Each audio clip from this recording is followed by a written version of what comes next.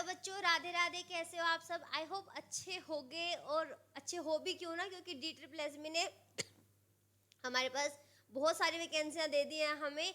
या तो टीजीटी लग जाओ या तो पीजीटी लग जाओ, ठीक है। तो पीजीटी के बारे में सबको पता है कि जो जो बच्चे एलिजिबल हैं वो क्यों एलिजिबल हैं, कैसे उनको पढ़ाई करनी है। टीजीटी वाले इस वीडियो से जान ले, ठीक है। ये हमारा आपको मिल रहा है टीच गुरु चैनल पे, अगर किसी ने ध्यान नहीं दिया हो तो। वैसे आपको हर चैनल पे मिल ही गई होगी, बहुत सारे एजुकेशनल चैनल्स हैं। अब ना ऐसा नहीं है कि कोई बच्चा पढ़े तो उसको पढ़ने का कुछ नहीं मिलेगा। यूट्यूब ऐसी चीज़ आ गई है, जियो ऐसा आ गया है कि सबके पास ना पढ़ने की इच्छा होनी चाहिए, सिर्फ वो पढ़ सकता है। मेरे जैसे बहुत टीचर पढ़ा रहे हैं और इन्फॉर्मेशन भी सब बता रहे हैं, ठीक है। यहाँ से देखो, टीजीटी डी ट्रिपल एस के अंदर क्या है, मैथ की वैकेंसी। देखो बहुत सारी वैकेंसी है।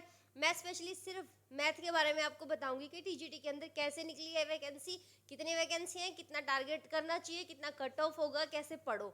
ये सब बातें हम करने वाले हैं आज के इस वीडियो में। मेल और फीमेल की और म्यूनसिपल काउंसिल की इतनी पोस्ट है आपके पास, तो कम नहीं है, ठीक है। कम नहीं है, इन पे भी फाइट करेंगे क्योंकि आपको एक पोस्ट चाहिए, सिर्फ एक, ठीक है। तो पहले खुद अपने को इस काबिल समझो कि हाँ हम इसमें फाइट करेंगे तो हम लग जाएंगे। ऐसा खुद को समझोगे, अगर ऐसा समझोगे ना मेरा कहाँ ही होगा, तो काम नहीं चलेगा, बात नहीं बनेगी। पहले खुद को इतना काबिल समझो, फिर लोग भी काबिल समझेंगे, फिर डी ट्रिपल एस भी काबिल समझेगा, ठीक है। तो इस इन पोस्ट के बारे में स्ट्रेटजी वगैरह सब जान लेते हैं कि कैसे कैसे आपको पढ़ना है, कट ऑफ क्या रहेगी। और कट ऑफ जानने से पहले सबसे पहले ना बच्चों के दिमाग में ये आता है कट ऑफ क्या रहेगी। पर कट ऑफ जानने से पहले आप ये जान लो पेपर कैसा आता है, कितने क्वेश्चन आते हैं, कैसे कैसे करोगे, उन क्वेश्चंस में क्या क्या सब्जेक्ट होंगे आपके। तो सबसे पहला ये ना कंप्यूटर बेस्ड एग्जामिनेशन आपके पास कंप्यूटर पे लेंगे, ऑनलाइन होगा, ठीक है। उसके बाद एमसीक्यू कितने आएंगे, सारे टीजीटी के अंदर एनटीटी दे लो, जो मर्जी दे लो, 200 क्वेश्चन आने हैं। सिर्फ पीजीटी के अंदर 300 क्वेश्चन आते हैं, उसमें 200 मैथ के होते हैं। इसके अंदर आपके 200 क्वेश्चन आने हैं, उसके अंदर 2 पार्ट बने होते हैं, ए पार्ट और बी पार्ट। उसके अंदर क्या होता है, पार्ट ए में आपका टोटल जर्नल सेक्शन होता है। वो चाहे आप एनटीटी का दे रहे हो, चाहे टेक्निकल पोस्ट पे हो, चाहे पीजीटी हो, चाहे धोबी वाला दे रहे हो, क्योंकि इसके अंदर ना धोबी की पोस्ट निकली होती है। मैंने एक पढ़ी थी उसके अंदर, फिर मैंने कहा धोबी भी लगते हैं, क्योंकि मेरे लिए सरप्राइज था ये। तो मेरे दिमाग में वो सेट हो रखी है, मैं कई वीडियो में बोल चुकी हूँ ये बात, ठीक है। तो ये क्या करते हैं, दिल्ली के अंदर जो भी आपका एजुकेशन वाला पेपर होगा, देखो बाकी मुझे पता नहीं पुलिस वगैरह के पेपर का, एजुकेशन वाला जो भी आपका पेपर होगा 100 नंबर का जनरल पोर्शन आपको ज़रूर से ज़रूर मिलेगा। और इसके अलावा भी किसी भी स्टेट के अंदर एग्ज़ाम होता है तो वो जनरल पार्ट एक देते ही देते हैं। उसके बाद आ जाते हैं आप अपने सब्जेक्ट पे। हम मैथ की बात करें तो मैं मैथ का बताऊंगी, बाकी सब्जेक्ट का भी, जनरल को छोड़ के बाकी 100 नंबर टीजीटी के अंदर अपना खुद का सब्जेक्ट आता है। तो बाकी के जो बी पार्ट होगा, उस बी पार्ट के अंदर क्या होगा, आपके पास आपके खुद के सब्जेक्ट के क्वेश्चन आएंगे। और इसमें भी देखो 100 इसमें आने, 100 इसमें आने हैं। तो जो बी पार्ट है 100, उसमें से 10 आपकी पैडागोजी मिलेगी, 90 के आपके क्वेश्चन आंसर होंगे जो कि प्रॉपर आपको सोल्व करने हैं मैथ के, ठीक है। टाइमिंग 2 घंटे मिलने वाला है। ये सबसे खतरनाक टास्क है इस पेपर का कि टाइम बहुत कम है, ठीक है। आप जिस भी टीचर की वीडियो देखेंगे वो सब यही सिखाएंगे कि टाइम मैनेजमेंट बहुत ज़रूरी है। और है भी भाई, क्योंकि अगर आप यही सीख गए ना, तो मुझसे सीखो या किसी भी टीचर से, आपको सीखना यही है कि टाइम कैसे मैनेज करना है पेपर में। तो सबसे बड़ा टास्क आपके लिए यही है। आता आपको सब कुछ होता है, रिवाइज करना होता है और टाइम की मैनेजमेंट देखनी होती है, ठीक है। बहुत बातें हैं इसके अंदर बताने वाली, और वो ऐसे ही नहीं है, आप उनको उनके बातों के ऊपर चलोगे ना तो आपको खुद ही लगेगा हमें रिजल्ट मिल रहा है।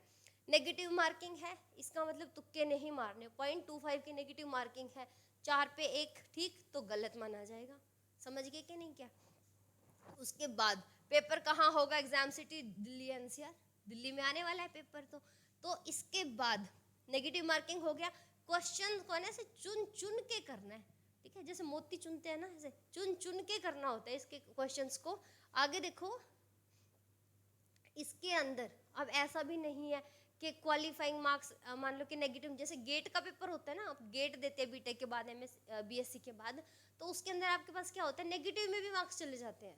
कट ऑफ उनका मिनिमम क्वालिफाइंग एरिया नहीं होता, पर इसके अंदर मिनिमम क्वालिफाइंग एरिया है क्योंकि कैटेगरी में डिवाइडेड है।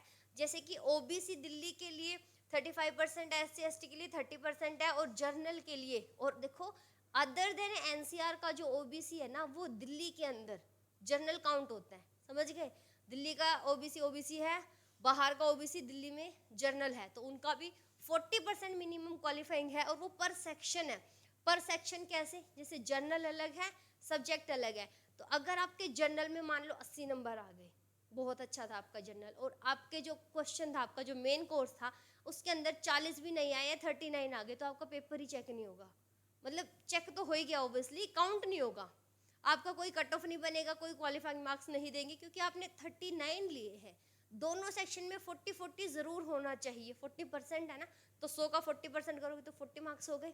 पहले ऐसा था कि हर एक 20-20 के सेक्शन में भी पास होना जरूरी था, पर अब इन्होंने कुल मिला के कर दिया कि ए पार्ट में और बी पार्ट में आप दोनों में आपको 40-40 मार्क्स चाहिए।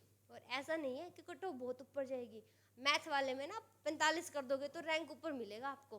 क्वेश्चन ही ऐसे सेट होते हैं कि 100 में से ना 100 में से 90 मैथ है, 10 पेडागोजी है, ठीक है। पेडागोजी आपके ऊपर डिपेंड करती है कैसी होगी। 90 में से 45 छांट के कर दो, सिर्फ 45 कर दो छांट के ये करने हैं, तो आप सेलेक्ट हो जाओगे। और सब पे फैले रहे ना ऐसे, हाँ सब पे फैल जाता हूँ, सबको ट्राई करता हूँ, फिर रह जाओगे, क्योंकि नेगेटिव मार्किंग तो है ही है।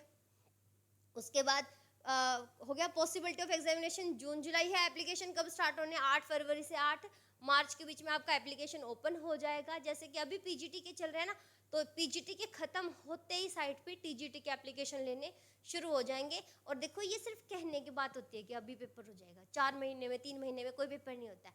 पिछले साल ना केवीएस ने थोड़ा धमाका कर दिया था कि जिस दिन बोला ना कि महीने बाद पेपर लेंगे, तो महीने बाद ले दिया उसने, ठीक है। तो उस दिन के बाद ऐसा लगता है कि चलो दिल्ली भी कह रहा है तो ले लेगा पेपर। पर ये वैकेंसी पिछले साल ना मई में आने लगी थी, और ये इस साल 2024 में आई है जनवरी में, जो कि 2023 में अप्रैल मई में आनी थी ना DSSB की वैकेंसियाँ, तब नोटिस आने लगे थे। अब तक नोटिस आया है। टीजीटी का तो साइट एप्लीकेशन ओपन कब होंगे ये भी गारंटी नहीं है, ठीक है। तो तैयारी खींच के रखो, मैं ये नहीं कहती कि तैयारी स्लो कर दो, पर इतना मतलब डिप्रेशन में मत चले जाना कि अभी पेपर आ गया है, मुझे अभी क्रैक करना है और मेरी तैयारी नहीं है, ऐसा मत सोचना। जितनी ईमानदारी से हो सकती है उतनी करना, ठीक है। और हिंदी और इंग्लिश दोनों लैंग्वेज में मिलेगा, तो आई थिंक सारे बच्चे कंफर्टेबल होते हैं, ठीक है। हम वो हिंदी इंग्लिश नहीं लिखाता है HIN, और इंग्लिश वो वाले होते हैं, हम आधा इंग्लिश आती होती है, आधी हिंदी आती होती है, ठीक है। इंटरव्यू इसके अंदर है नहीं है, सबसे मजे की बात यही है। तो जो जोर लगाना है वो तैयारी में ही लगा लो, उसके बाद तो मौजा ही मौजा है, ठीक है। तो इंटरव्यू इसके अंदर है नहीं है। इंटरव्यू नहीं है तो पेपर चेक होने के बाद आपका कट ऑफ बनेगा। कट ऑफ से ऊपर वाले बच्चों को जितनी वैकेंसी है उसके 2.5 गुना या 3 गुना बुलाते हैं डॉक्यूमेंट वेरिफिकेशन के लिए। उसका नाम ईडोजियर बोलते हैं, ये हरियाणा में इसको डॉक्यूमेंट वेरिफिकेशन ही बोलते हैं, DV। और अदर स्टेट का देखो मुझे पता नहीं है, और जैसे जैसे कोई आता है तो बता देंगे अदर स्टेट के लिए भी। सैलरी इसकी 60 से 70 हज़ार के बीच में आती है। 7th ग्रेड पे लगता है, पीजीटी में 8th ग्रेड पे लगता है बच्चों। तो सैलरी की चिंता मत करो, बस मेहनत पे ध्यान दो। आगे देखो उससे आगे क्या करना है। अब बात कर लो कि पार्ट ए में और पार्ट बी में आना क्या है। तो पार्ट ए में आप देखोगे 40% इसमें चाहिए, 40% इसमें चाहिए, तो 20 का जीके या फिर जनरल अवेयरनेस आती है, ठीक है। जीके, और ये समझ गए ना, मैंने ए कैसे लिख रखा है, सीए होता है ये, ठीक है। उसके बाद रीजनिंग आती है 20 नंबर की, मैथ आता है 20 नंबर का, हिंदी 20 नंबर की, इंग्लिश 20 नंबर की। और ये 20 नंबर वाला मैथ कौन सा होता है, जो डेटा इंटरप्रिटेशन का होता है ना, ये वो है। देखो रीजनिंग अलग है डेटा इंटरप्रिटेशन का, और कॉमन जो मैथ होता है वो अलग है। माने कि कुल मिला के देखो तो ये भी तो मैथ ही है ना, अलग से तो नहीं है ना, है तो मैथ ही। इसमें थोड़े से अलग लेवल के ट्रिक चल रहे होते हैं, यहाँ पर थोड़े अलग लेवल के चल रहे होते हैं, है तो मैथ ही ना। और ये तो प्योर ही मैथ नज़र आ रहा है। तो 100, 120, 140, उसमें से 10 माइनस कर सकते हो पैडागोजी के, तो वो मेथडोलॉजी में चले जाते हैं, तो 10 माइनस कर दो, 130 नंबर तो प्योर मैथ है आपके पास, ठीक है। तो अब आपने धमाका करना है, कैसे करोगे। उसके बाद हिंदी इंग्लिश पे देखो भाई, सिलेक्शन वही लेके जाता है जिसका ये पार्ट स्ट्रॉन्ग होता है, ये सबको आ रहा होता है, सबको। मेरे जैसे बहुत टीचर हैं जो कि देखो गवर्नमेंट में सेलेक्ट हो रखे होते तो शायद यहाँ नहीं होते, ठीक है। सच्चाई को भी, हमें भी, आपको भी, सबको फेस करके चलो। थोड़ी हवाई बातें नहीं करना कि इतना पढ़ लो हो जाएगा, वो पढ़ा भी नहीं जाता है पूरा, ठीक है। क्या करना है इसके अंदर, इसके अंदर कमांड अच्छी करो, इसके अंदर बहुत कम कर पाते हैं। जीके अवेयरनेस बहुत कम, करंट ये CA करंट अवेयर लिखा हुआ है, ये बीच में ये पता नहीं कैसे बन गया मुझसे, ठीक है। करंट अवेयर, इसमें से 10 क्वेश्चन आ गए तो 3 भी ठीक नहीं होने, वो भी तुक्के लग के ठीक होते हैं। तो कोशिश करना इसमें हाथ पैर कम मारो, ठीक है। जिसका मैथ अच्छा होता है ना उसकी जीके बहुत खराब होती है, और ऐसा कोई बच्चा होता है ना तो फिर वो UPSC में बैठा होता है, ठीक है। रीजनिंग आप कर लोगे, ठीक है, कोशिश करना कर लो, क्योंकि नंबर बनाने में काम आती है। मैथ बनवाएगा नंबर आपके। इन चारों में से ना आप ये समझ लो 15-15 तो टारगेट कर ही सकते हो, 10-12 तो जरूर कर लो। 12 का टारगेट कर लिया, हिंदी और इंग्लिश में देख लेना, ये नंबर बनवाती है अगर प्रैक्टिस अच्छी हो तो, ठीक है। वो बात अलग है, मेरे जैसे स्टूडेंट थे ना जब मैं, मेरे 5-5 नंबर भी नहीं आते थे, तब भी ये हाल है, ठीक है। तो इसमें अगर आप अच्छे हो तो आपका सिलेक्शन पक्का है, क्योंकि इसमें तो मेरे जैसे बहुत टीचर अच्छे हैं, ठीक है। उसके बाद देखो मैथ में आपने पढ़ना क्या है, पहले तो तैयारी इसकी खींच के रखो, क्योंकि इसमें जब तक नंबर अच्छे नहीं आएंगे आप कट ऑफ तक नहीं पहुंच पाओगे। इसमें तो सारे बच्चे पास हो ही जाते हैं मैथ में। देखो मैथ में ना 8वीं से लेके ग्रेजुएशन तक का आता है, और 10 नंबर की पेडागोजी आती है। तो अगर आपको कोई कह दे, हवाई बातें कर दे, ग्रेजुएशन का पढ़ के चले जाना, 18 मैथ होते हैं, नानी याद आ जाएगी, मम्मी को भी नानी याद आ जाएगी और नानी को भी नानी याद आ जाएगी, नहीं होंगे। जो हम 3 साल में नहीं पढ़ पाए वो 3 महीने में नहीं पढ़ सकते मैथ। तो आपको करना क्या है, 8th और 9th का और 10th का आप 10 दिन में कर सकते हो। जब ग्रेजुएशन कर चुके तो वो कर सकते हो, गो थ्रू होना उसमें से बेसिकली डेफिनेशंस में से जो दे रखे होते हैं ना, जैसे थ्योरम्स की स्टेटमेंट्स होती है, फॉर्मूलाज होते हैं, उनमें से गो थ्रू होना है, क्योंकि वो बहुत बेसिक है। और 1-2 का 1-2 कहाँ लिखा है, मैंने लिखा नहीं है इसके अंदर। 1-2 का ऐसा करके जाओ, मतलब कहीं से भी पूछ ले घुमा फिरा के, 1-2 मेन कोर्स हो गया, ये देख लो ना, आपके पास पहले सलाद है, बाद में डेजर्ट है, बीच में खाना है ना, खाना मेन कोर्स है ये आपका, ये आपको करना ही करना है अगर नौकरी चाहिए तो, इस पेपर में या किसी में भी। तो सबसे ज़्यादा फोकस हर बच्चा किस पे करेगा, 1-2 के सिलेबस पे करेगा, क्योंकि आगे बता देती हूँ मैं, DSSS हर बार अनप्रिडिक्टेबल एग्जाम देता है, इसको खुद नहीं पता होता ये क्या दे रहा होता है पेपर के अंदर। पेपर एनालिसिस ये देख लो, according to the mood of DSSS है। 2014 का मुझे पता नहीं है, मैंने यूट्यूब पे देखा है, उस वक्त मैं इस फील्ड में नहीं थी। 18 वाला मैंने पढ़ लिया, 21 वाला मैंने देख लिया कि ऐसा ऐसा पेपर आता है। उसमें बोलते हैं जो 14 में हुआ था कि 9th और 10th का सिलेबस आया था, बहुत आसान है। उस टाइम भी बच्चे 1-2 का करके गए होंगे, जैसे अब मैं बोल रही हूँ 1-2 का करके जाओ, तो 1-2 9th और 10th पे फोकस था, 18 वाले में 1 और 2 पे फोकस था, और 21 वाले में आधे से ज़्यादा ग्रेजुएशन का उठा रखा है। मेरी खुद की भी वीडियो मिल जाएंगी आपको, जो DSSS TGT के पेपर सोल्यूशन किया है। MSc तक के 4-5 क्वेश्चन डाल रखे हैं, 5 पता नहीं 6 क्वेश्चन। ऑपरेशनल रिसर्च नाम से एक मैथ आता है, जो कि आधे से ज़्यादा यूनिवर्सिटियों में तो पढ़ाते भी नहीं है, मास्टर्स में भी, ठीक है। वो यूट्यूब पे जितने टीचरों ने सर्च किया होगा ना, क्योंकि मैंने भी सर्च करा है, मेरे पास स्पेशलाइजेशन में वेवलेंथ था फाइनल ईयर में, और इन्होंने ऑपरेशनल रिसर्च डाला है, क्योंकि कुछ ये नई यूनिवर्सिटी बनी थी 2015 में, उनमें पढ़ाया गया था, ठीक है। तो DSSS भी अनप्रेडिक्टेबल पेपर देता है, तो इसके और प्रीवियस ईयर के हिसाब से मत चलना। प्रीवियस ईयर आपको करना ज़रूरी इसलिए है क्योंकि आपको आइडिया तो हो जाए कि DSSS भी गेम कैसे खेलता है, कहाँ कहाँ से क्वेश्चन उठाता है, ठीक है। वैरायटी पता होनी चाहिए सिर्फ, क्योंकि पिछले जब पेपर ही सेम नहीं आया है पिछले साल जैसा, तो कट ऑफ को कैसे कंपेयर कर सकते हैं। मेरी खुद की भी वीडियो है भाई कट ऑफ पे, मैं ऐसा नहीं बोलती, पर सच बात ये है कट ऑफ को कंपेयर नहीं करना चाहिए, क्योंकि एक तो सीट वैसी की वैसी नहीं है, ठीक है, कंपटीशन वैसा नहीं है, पेपर वैसा नहीं है, तो कट ऑफ कैसे हम कह देंगे कि पीछे इतनी आई थी तो अब इतनी आनी चाहिए, ठीक है। पर वही है, एकेडमी है, काम करना होता है, तो कट ऑफ की वीडियो भी हमें बनानी होती है। पर बात क्या है, कट ऑफ पे फोकस नहीं करना है। और जो डिटेल्ड चीज़ वो ये है, 9th 10th का पढ़ो क्योंकि हमारे बस में है, 1-2 का पढ़ो क्योंकि मैंडेटरी है, ज़रूरी है, और ग्रेजुएशन के कोई 2-4 टॉपिक उठा लो, जैसे ग्रुप थ्योरी, लीनियर अलजेब्रा में से कुछ आता हो आपको, लीनियर ट्रांसफॉर्मेशन वगैरह, ग्रुप थ्योरी में से कर लोगे, रिंग और ग्रुप आता हो तो, नंबर थ्योरी में से Fermat theorem, Chinese remainder theorem, Wilson theorem, अगर ये कर पा रहे हो, सीक्वेंस एंड सीरीज में से 1-2 टॉपिक, जिनके मैंने 4 मैथ बोले उसमें से 5 टॉपिक बोलने हैं, अगर आप इतना भी करके पा रहे हो ना, 5-6 क्वेश्चन कराओगे, इतना बहुत है। ग्रेजुएशन के 15-20 क्वेश्चन में से 5 कर दिए तो बहुत है। और 20 में से मैं ये कहना चाहती हूँ, देखो 9th 10th थोड़ा करो, ग्रेजुएशन थोड़ा करो, और 1-2 वाला घुट के पी जाओ, जितना सिलेबस है वही नंबर दिलाएगा। टारगेट देखो 90 मैथ है ना, जो प्योर मैथ है, हाँ देख लो, मैंने लिखा हुआ है, ये मेरे दिल की भावनाएं हैं जो आ रही है। मैथ स्टूडेंट को मैथ पढ़ता होता है, जनरल पार्ट में भी मैथ और रीजनिंग आ रहा होता है, पर उनको ये कह देना, ये क्या लिखा है, हिंदी इंग्लिश है, ये थोड़ी थोड़ी सी आती होती है, ठीक है। और कह दे करंट अफेयर पढ़ लो तो मौत आ जाती है मैथ वाले बच्चों को, क्योंकि नहीं याद होती, जीके नहीं याद होती।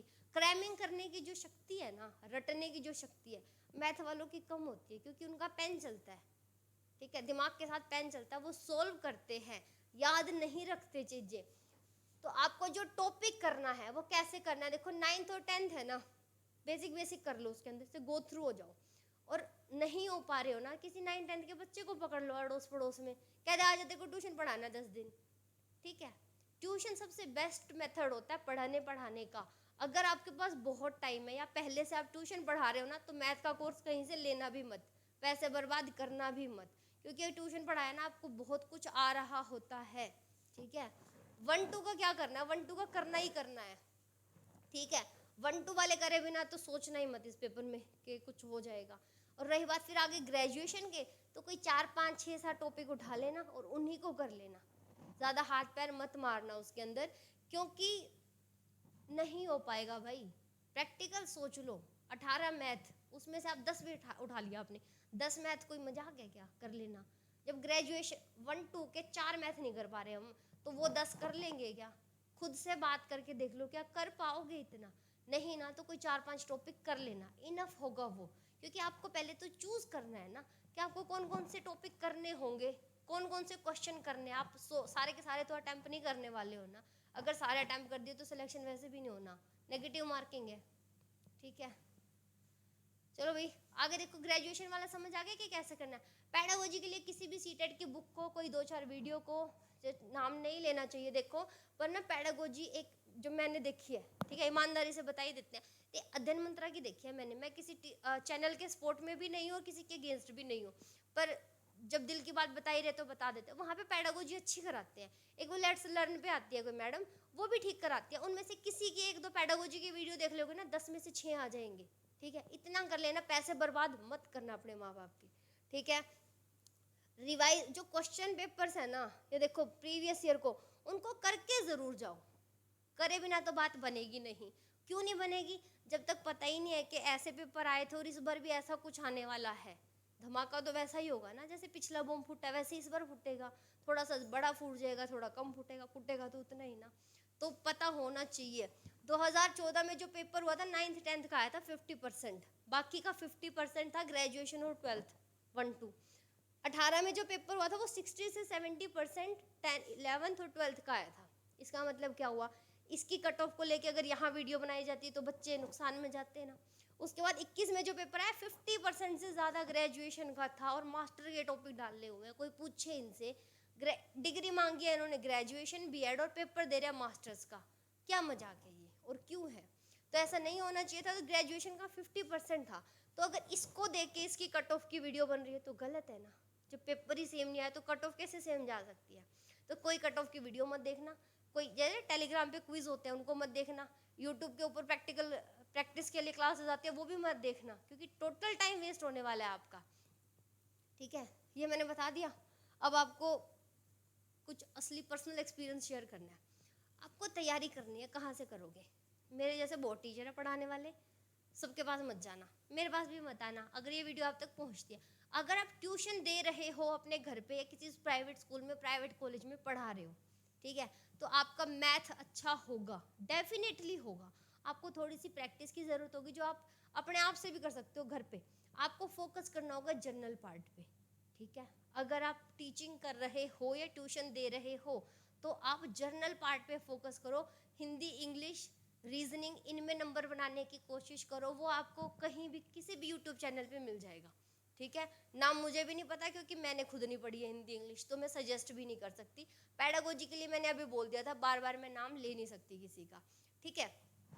और मैथ वाला मैंने बता दिया। मैथ का बेस्ट वे क्या है?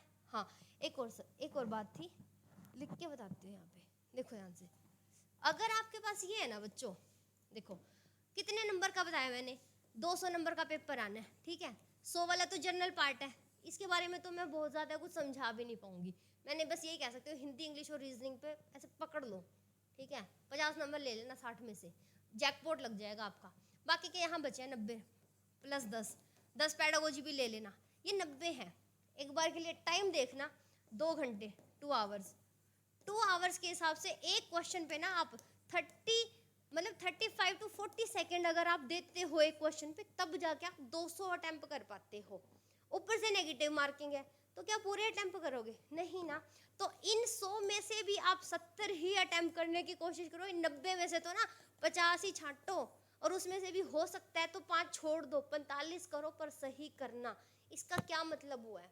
आपके एक एक स्लाइड पे ना मतलब पार्ट्स है, इसके अंदर 20-20 क्वेश्चन के पार्ट खुलेंगे। तो 20-20 वाले पार्ट में आपने क्या करना है, 20 में से अगर 10 भी चूज करके सही कर पा रहे हो ना, तो आप पास हो, आप कट ऑफ के अंदर हो, आपका ईडोजियर होगा, ठीक है।